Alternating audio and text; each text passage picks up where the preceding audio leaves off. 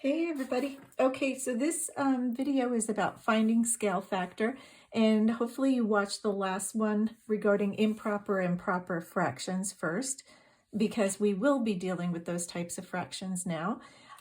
Okay, so the first thing we need to do is when you're looking at two triangles and you're trying to determine what the scale factor is, you want to figure out what the corresponding sides are first, okay? And you see mine are color coded right now to save a little time. But the way I knew that is because 16 was the largest side of this triangle and 40 is the largest side of this triangle. So, and then these are same value, these are the same value. So I knew these were corresponding sides right here. So what I'm going to do is try to figure out how to get from 16 to 40. Now, you know in your mind we're going from a smaller triangle, we're going from small to a bigger triangle, right? So we're going from small to big. And if I were to make this an equation, I could say that 16 times some number is going to equal 40, okay? So 16 times some number is going to equal 40. Hopefully you can see that well enough. Zoom in if you need to.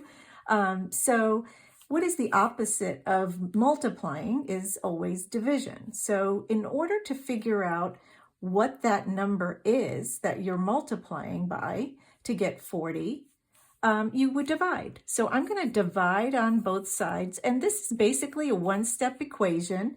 In order to get this x alone, when you know it's multiplication, you're just going to do the opposite, which is division.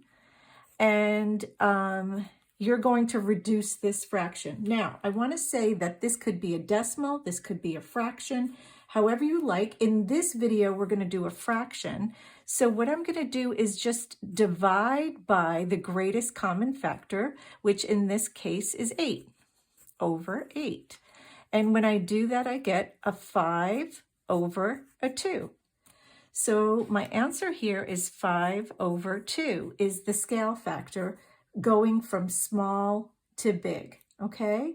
And if I were to try that with these other corresponding sides, I know that 10 times some number equals 25.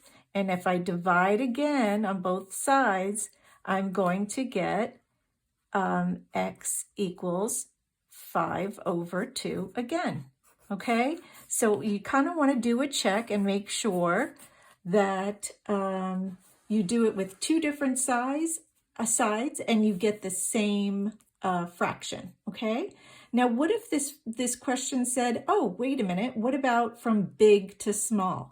Well, if you remember in class, we talked about that going in the opposite direction, all you need to do is to get the reciprocal, which would be 2 over 5, okay? And, but we just were looking for the, from small to big in this question. Okay, so here's another one, going from big to small. These triangles are not to scale, so don't be fooled by this. This is actually the bigger one right here. So sorry about that. This is bigger, okay? So 45 is corresponding to the 20, right? 45 to the 20, and 26 is corresponding to the 14. So what the equation will be this time, and I think I'm going to write this in pen just because it's a little darker, is 45 times some number, that's what that means, the variable x, is equal to 20. 45 times some number, 45 times some number equals 20, okay? So I know to find the opposite, I'm going to divide on both sides, and I like to divide on both sides by the same number, okay? So by that 45, this cancels out because 45 over 45 is just 1. And now I'm going to simplify this. Okay, so I'm going to divide by 5 over 5. And here I will get 4 over 9. Okay, so I see here that there is an unknown side. There's the 26 is corresponding to this unknown side right here. and then there is an unknown side. This green sign is also unknown. I am going to get to a problem like this in another video where we're finding the unknown sides. But in this video, I just want to stick to scale factor. And so what I'm going to do is show you that from big to small, we got 4/9. So that means if we're going from small to big, it would simply just be 9/4. It's the reciprocal. Okay, so in this next problem, we have, we're given that the perimeter of PQR is 42. And the perimeter is just all sides added together. So what this is saying is 9 plus 15 plus some number is equal to 42.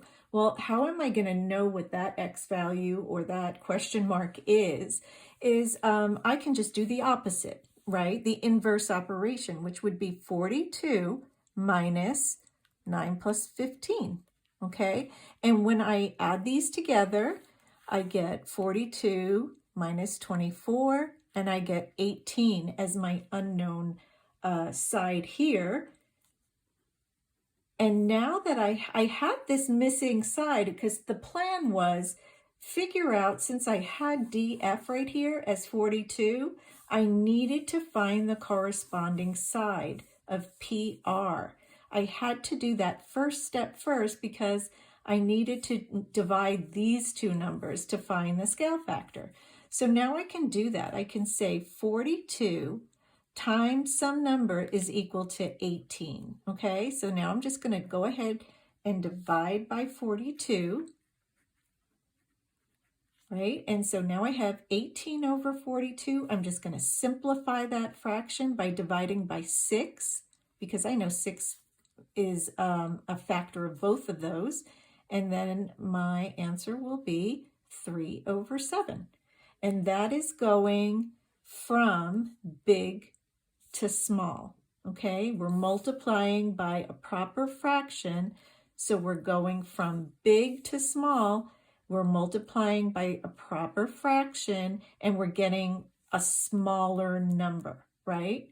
So 42 times 3/7 is going to give you that 18. Okay, let's do one last one on the bottom here.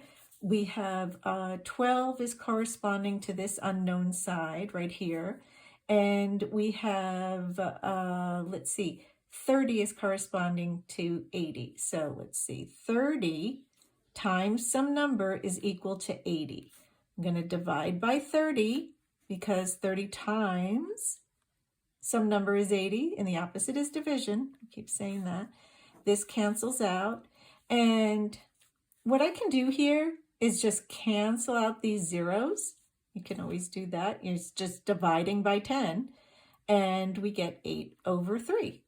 So that means to go from, so this is actually, obviously, if this is a 30 and this is an 80, we're going from small to big, right?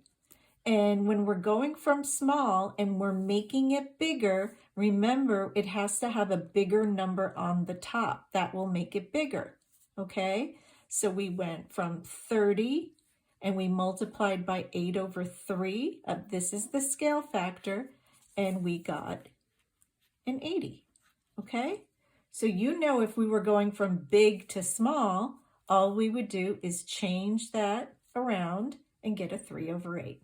Okay, replay this, stop it, see if you can figure some of these out on your own, and ask me questions if you have them. Okay, guys, bye.